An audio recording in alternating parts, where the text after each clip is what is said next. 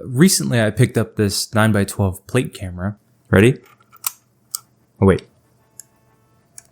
Hello? And I made up some goal that I was going to take pictures on this 100-year-old camera and then print positives on it. But when I received the camera, it was actually in pretty good condition. But one big problem was that it didn't have a ground glass at all. And that's important if you want to actually see what you're taking pictures of and focus the camera. I took one of the glass plates that came with the camera and I scraped off the emulsion with a knife. And then I took sandpaper and I just started polishing it.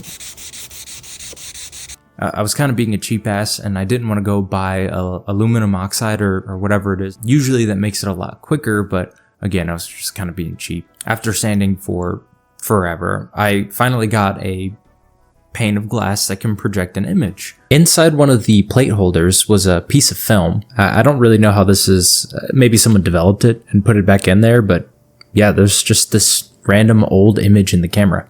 I headed out to the Blue Ridge Parkway to a swimming hole and a waterfall with a couple of my friends. Upon reaching the waterfall, I was confronted by some sort of river troll, and she said, "Pay the toll, or else."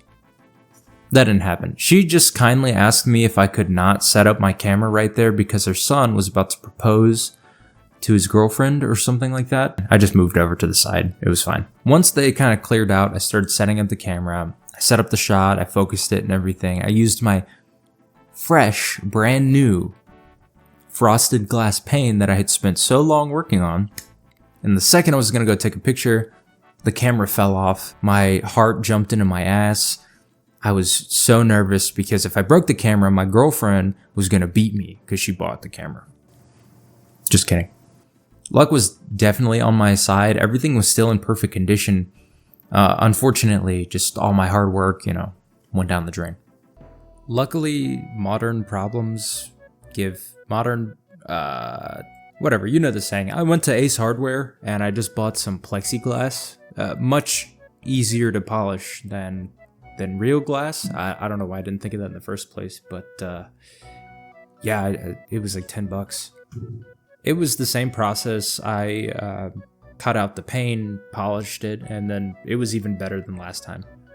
I took a couple shots on the plates and I went home and I developed them in Xtol. I don't know, I guess I'm doing something wrong. It's just there's light leaks or something along the lines here. The plate carriers are very old, so I could go buy new 3D printed plate carriers, but they're pretty expensive and I don't have a lot of money, so I foolishly thought it would only take a couple tries, and that's not the case. And I just wasn't happy with the results. It wasn't what I was looking for. Luckily, when you shoot film or you shoot with very old technology, people just kind of give you their old stuff, and most of the time it's just junk. But some lady was very kind, and she gifted an enlarger, the lenses, paper, everything that you could ever want for a darkroom, all in one. She just dropped it off and left. I didn't even get her name. She was just like, "Here, you can have it."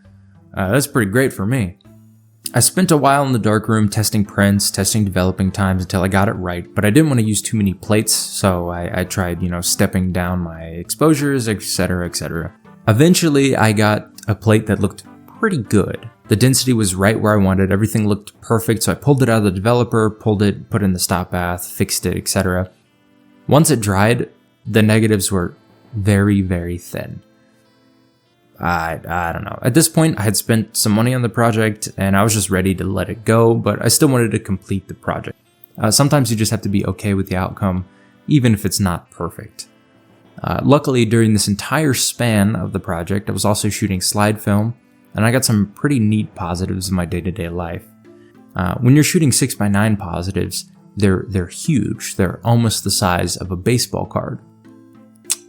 A baseball card, Well, I bought some baseball card sleeves, and you're able to cut the negatives and just stick them right in there. So it's a nice little way to view the negative anywhere there's a light source. You just hold it up to a window and you get a perfect little image there.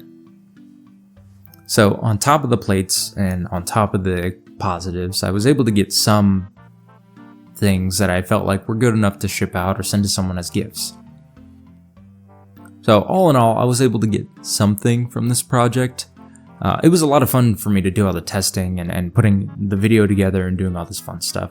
If you enjoyed the video, do the like and subscribe. You know what to do. Anyway, thanks for watching, and I'll see you next time.